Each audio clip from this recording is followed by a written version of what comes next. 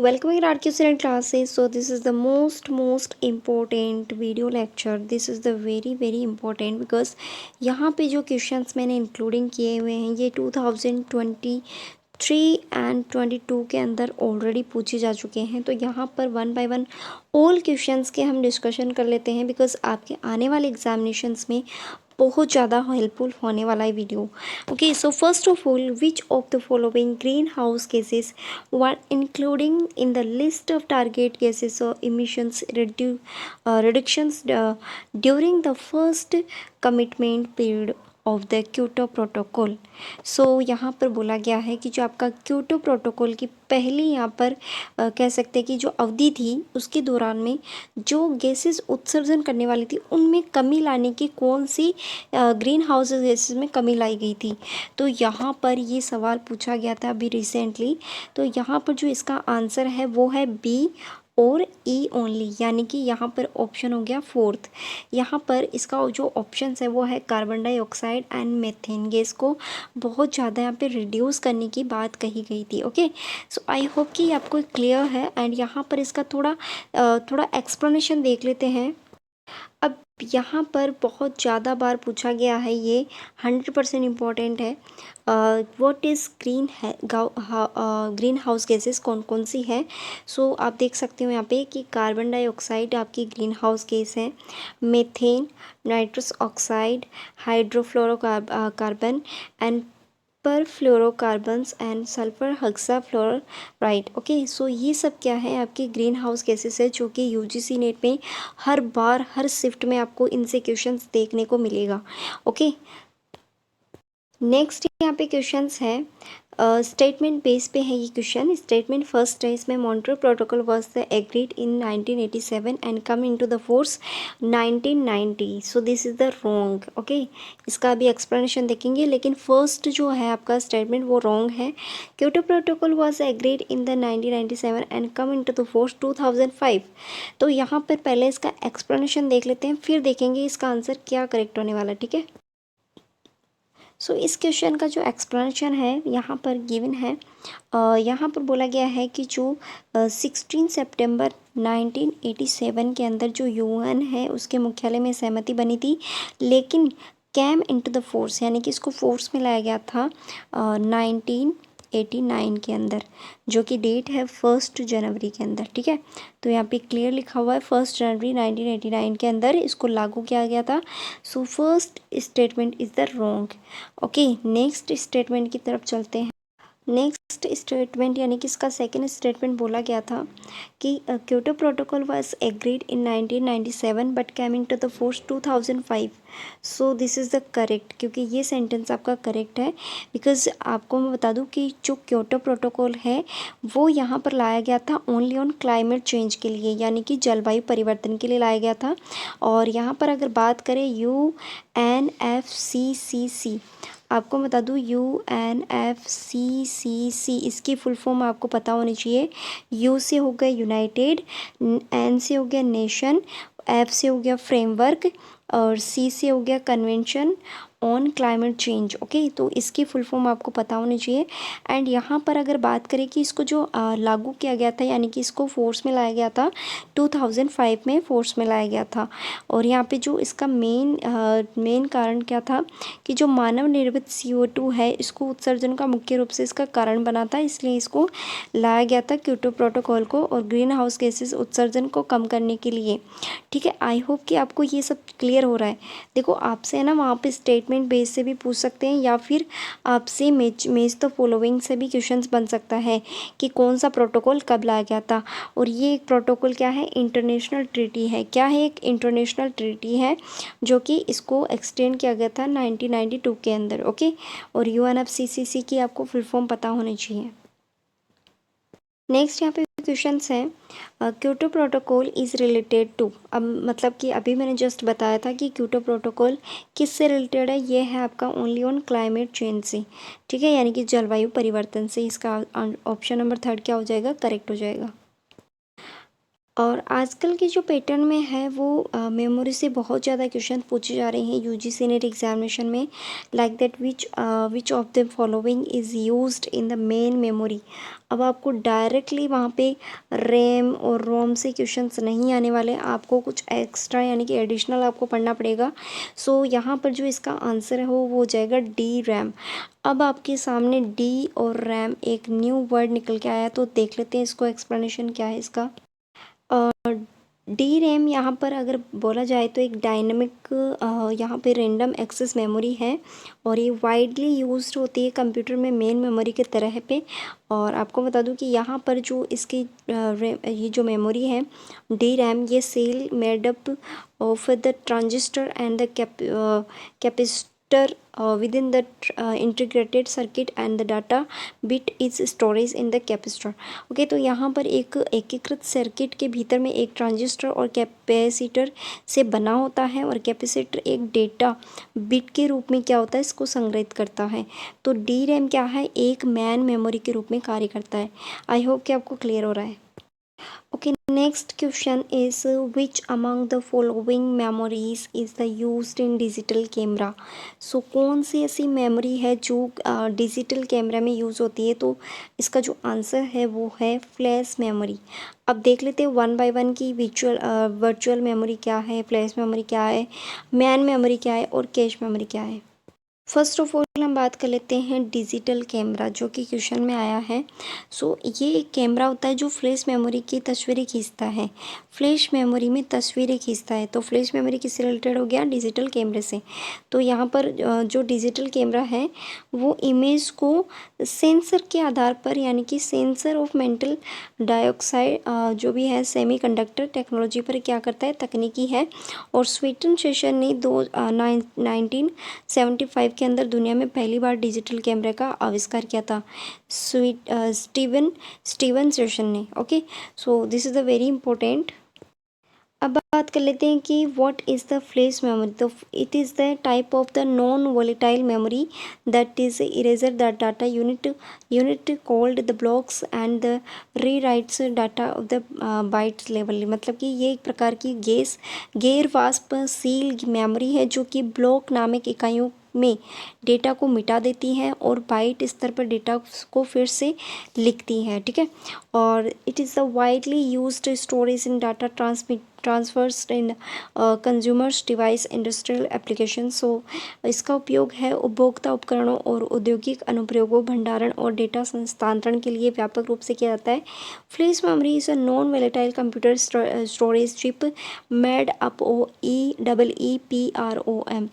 अब इसकी full form भी आपको पता होनी चाहिए। ठीक है, द फ्लैश मेमोरी द गैस वाष्पशील कंप्यूटर स्टोरेज चिप यानी कि EEPROM पर बनी होती है, और ये क्या काम करती है, यहाँ पर विद्युतीय रूप से मिटाने के योग्य प्रोग्रामिंग के रीड ओनली मेमोरी के संक्षिप्त रूप है। ठीक है ना, तो इसको इंग्लिश में याद करोगे तो आप बहुत ज़्यादा आपके लिए बेनिफिशियरी होगा। यहाँ पे इंग्लिश में जो है एक्रोनिम, यानी कि इसका जो मीनिंग है वो क्या होता है, electrically erasable programmable read only memory, ये इसका क्या है, फुल फॉर्म है। तो आई होप कि आपको फ्लैश मेमोरी के बारे में थोड़ा बहुत पता चल गया होगा। अब बात करते हैं यहाँ पे वर्चुअल मेमोरी। अब क्या होती है virtual memory, it is the feature of an operating system that enables computer to be the able to be compensate of the storage of the physical memory by the transferred pages to data from the random access memory disk storage। it means that ये एक प्रकार की क्या है, operating system की विशेषता जो कि कंप्यूटर के रैंडम एक्सेस मेमोरी को डिस्क स्टोरेज में पेजों को डेटा स्थानांतरण करने की भौतिक मेमोरी की कमी की भरपाई करने में सक्षम करता है। तो आपको पता चल गया कि विजुअल मेमोरी क्या होता है।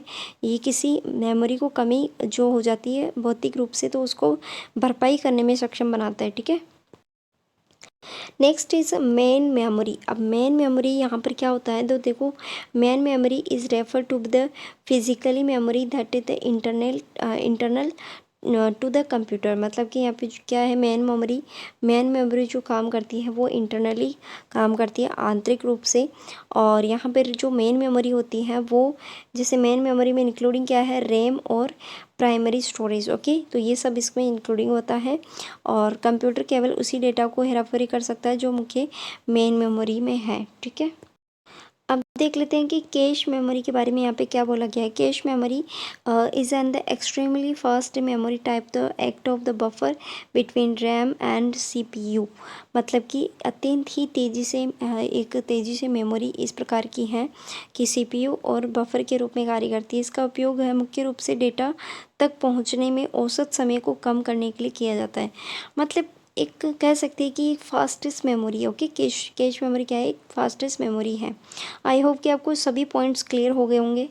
देखो आपको ना इसी टाइप से आपको पढ़ना है। देखो मान लो कि आपने एक क्वेश्चन पढ़ा, ठीक है, और आपको उस क्वेश्चन का सिर्फ आंसर नहीं रटना है। मैं आपको बता दूं, अगर आप आंसर रट के जाओगे ना तो वहाँ पर आप यूजीसी नेट एग्जामिनेशन क्लियर नहीं कर पाओगे। आपको क्या करना है, जैसे मान लो आपने जो भी आपने ऑप्शंस देखे 3 या 4 या 5 ऑप्शंस आपने देखे क्वेश्चन में, उन 5 ऑप्शंस को डिटेल से आपको पढ़ना है।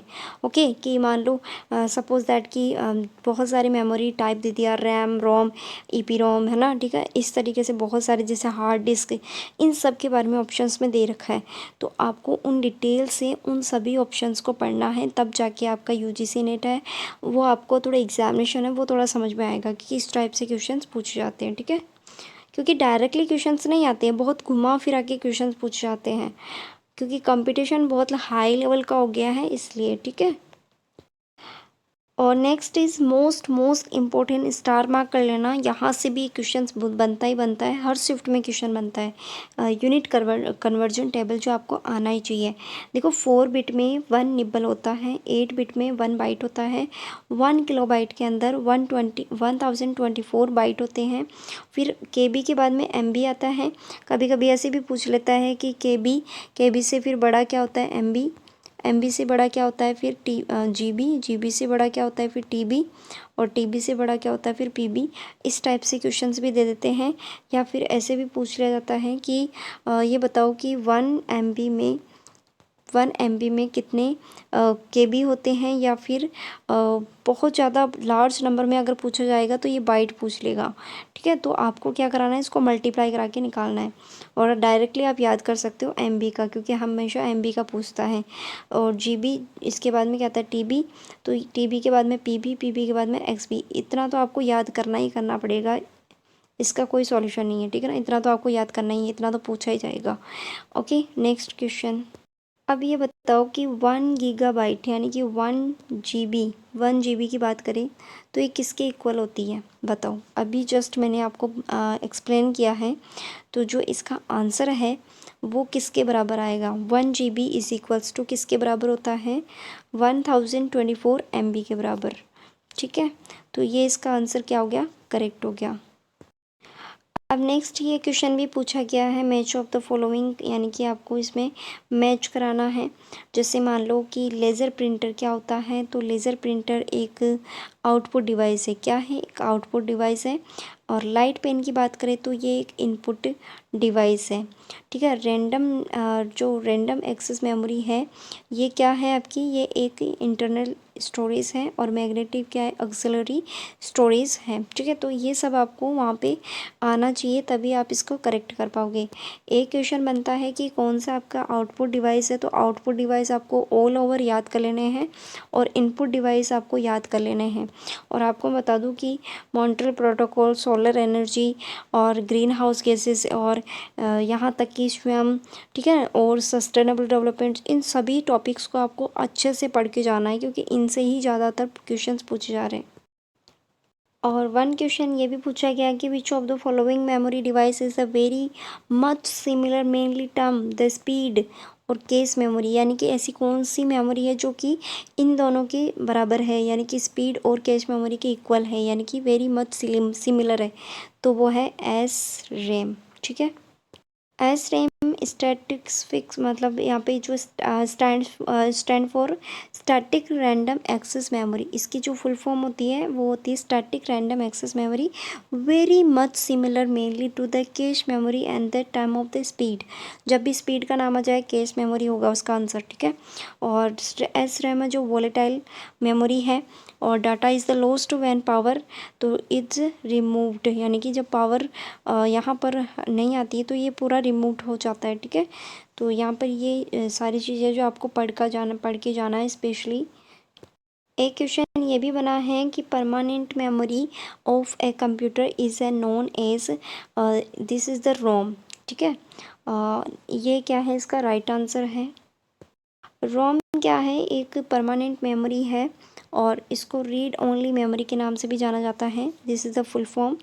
और इसके बारे में आप ये पढ़ लो कि ये क्या है एक तरीके से, जैसे कि यहाँ पे बोला गया है manufacture data content cannot be electricity changed, read only memory is also known the firmware is useful to storing software that rarely update during the life of devices. Okay, and this is a very important, and आपको ये भी पढ़ के जाना है कि जो रोम होती है ये नॉन वॉलेटाइल मेमोरी है। क्या है ये, नॉन वॉलेटाइल मेमोरी है। इससे भी बहुत बार क्वेश्चंस आए हैं, नॉन वॉलेटाइल वॉलेटाइल मेमोरी कौन सी होती है, वो भी आपको पता रखना है। विच of the following the fastest memory, जो अभी मैंने बताया है कि इसका जो आंसर आएगा वो आएगा cache memory, this is the fastest memory. ये क्वेश्चन भी पूछा गया है which memory used on the caps concept of tracks and sectors. Okay, so जो इसका राइट आंसर है वो हो गया hard disk. Okay, if any student want UGC NET based handwritten notes according the new syllabus, so send message on WhatsApp जिसमें आपको notes, MCQs, current affairs and solved papers all material आपको PDF में send कर दिया जाएगा with in 2 seconds के अंदर। और 1 डे डिस्काउंट ऑफर आपको मिल रहा है, सो बिग डिस्काउंट ऑफर, मतलब कि बहुत ही नॉमिनल प्राइस में, बहुत ही कम प्राइस में आप नोट्स वगैरह लेके स्टडी कर सकते हो। सो ऐसे ही आपको क्वेश्चंस बने रहने के लिए, क्वेश्चंस देखने के लिए आपको इस चैनल को सब्सक्राइब करने ला और शेयर कर देना है। सो थैंक यू सो मच, मिलते हैं नेक्स्ट वीडियो लेक्चर में। अगर आपको DI की क्लासेस लेनी है यूनिट नंबर 7 की, तो आप मेरे यूट्यूब चैनल पे जाके प्लेलिस्ट में जाके देख सकते हो 1 बाय 1 ऑल सॉल्वर्ड जो पिछले साल पूछे गए हैं वो DI मैंने सॉल्व करवा दी है, तो आप वहाँ से ऑल DI आप सॉल्यूशन देख सकते हो। So thank you so much, इन सभी के नोट्स अवेलेबल है। If you want send message on WhatsApp. Thank you so much.